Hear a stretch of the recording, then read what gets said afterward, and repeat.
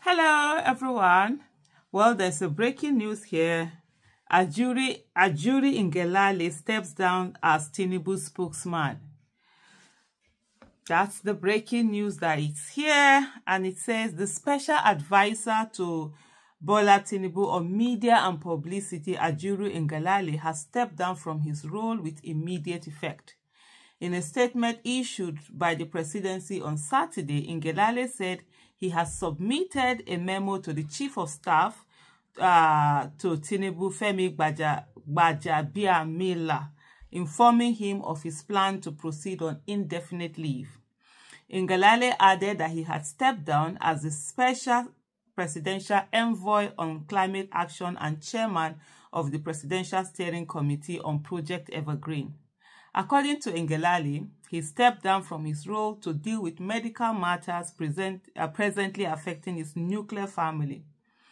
The statement read, "On Friday, I submitted a memo to the Chief of Staff to the President informing my office that I'm proceeding on an indefinite leave of absence to frontally deal with medical matters presently affecting my immediate nuclear family. While I fully appreciate that the ship of state waits for no man, this agonizing decision entailing a pause of my function as the special advisor of to the president on illegitimate president on media and publicity, an official spokesperson of Tinubu, special presidential envoy on climate action and chairman, Presidential Steering Committee on Project Evergreen, was taken after significant consultations with my family over the past several days as a vexatious medical situation has worsened at home. I look forward to returning to full-time national service when time, healing, and faith permit. I respectfully ask for some privacy for my family and me during this time." Well, it's quite a somber message, and you know, anytime that something has to do with family, sickness, death, it's something that we all empathize. We empathize on, irrespective of differences, and all of that. And wishing his the illness that is in his family for God's healing, speedy healing.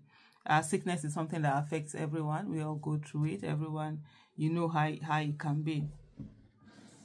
So for me, it's reading it and saying that there's a reason attached to it, and the reason is quite weighty. Or otherwise, you know, initially when I saw the headline, my first thoughts were, what's really happening? What's really happening? You know, sometimes there are things, you know, that's the thing about life. Sometimes there are things that just don't match up for you, and you're trying to put your head around it. And for me, I always feel that, well, at the end of the day, it's only God that is all-knowing, all-seeing. Every other one of us, we just have to make do with whatever it is that we see in front of us. And it's usually unusual when you see like a male, like the father, husband in a family, because this is nuclear family. You know, when we talk about nuclear family, so that means father, mother, children. That's what nuclear, or father, mother's children, or mother's father, children, or what it is. But it's two people and spouse. It doesn't include parents. It doesn't include siblings. It doesn't include, that's extended, you know, extended family. And so that would mean, so in terms of that sickness, and the first thing that you're thinking about is that, how is payment going to be made? Somebody's going to be paying the bills, because usually that's why you always have someone working, especially putting in the work, and say, because you need to bring in the money, you need to pay the bills, you need to do all of that. And so when you're resigning, it's okay, you're going to deal with illness, and there's a resignation, like, oh, okay, there must be something. But then also, from saying Ajuri Ngelale, he probably looks like someone who is missed born.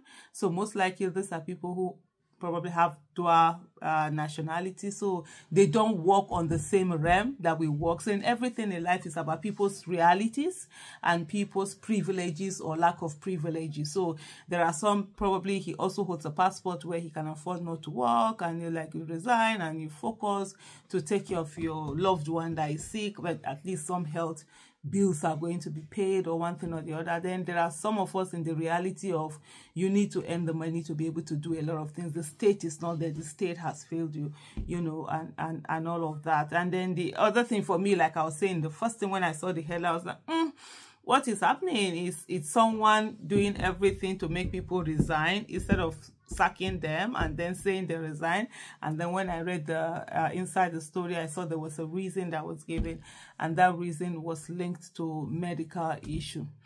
Well, it is life. Life is unpredictable. Life comes at us. Life hits us. Life it's really so, you know, sometimes when you see the whole essence of life, you just ask yourself, why the hustle and bustle? Why the big, you understand?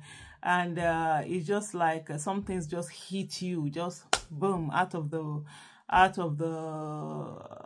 nowhere. You just get hit by certain things and stuff like that. So here it is. Here's the breaking news. Now we see they've always been, you know, that quarrel between Bayo Onanuga and this one. And I saw there was quite a number of you know, comments that people had made, and it's just you know, with the Nigerian, like somebody asked, say, is he sacked or he just stepped down? So, and you know what, one thing that is so sad is just that the social contract, there's no social contract in Nigeria, or the social contract has broken. There's no trust between government and the people. There's no trust between government officials and people. There are countries where literally you see a message like this, is dropped, a statement like this, and all you feel, oh my goodness, you know, what are they going through? But and then you come from Nigeria where there are trust issues with people who are in public service, with government and all of that, and you're thinking, is it really what they said, or are they just trying to play us kind of, you know, mentality? Is that what it is, or is that not what it is? And as I'm just reading all of these statements, that's just what I'm saying. Like, I see someone here, Moses Okbo Good, they say he has been pushed out, unable to bear it any longer. The respect and dignity that once came with that portfolio have been completely strangled and torn apart by the talks and urgings in the Tinubu administration. Somebody say, man is fed up of telling lies. But you know, the thing about all of this is to say there's a need for a government that people can trust. We need to get back. We've not had that in Nigeria. We need to get back. No, I'm not saying trust the government 100%, but have certain things that, you know, they are just not negotiable. When you hear it, like, oh yeah, that happened. That's true. That came up. You know, something like that. But not just the one that is just all messed up. Anyway, I'm rambling. Sorry about that. Thank you so much for watching, and wishing the sickness that is in his family, for there to be speedy recovery. Thank you so much, everyone. Bye.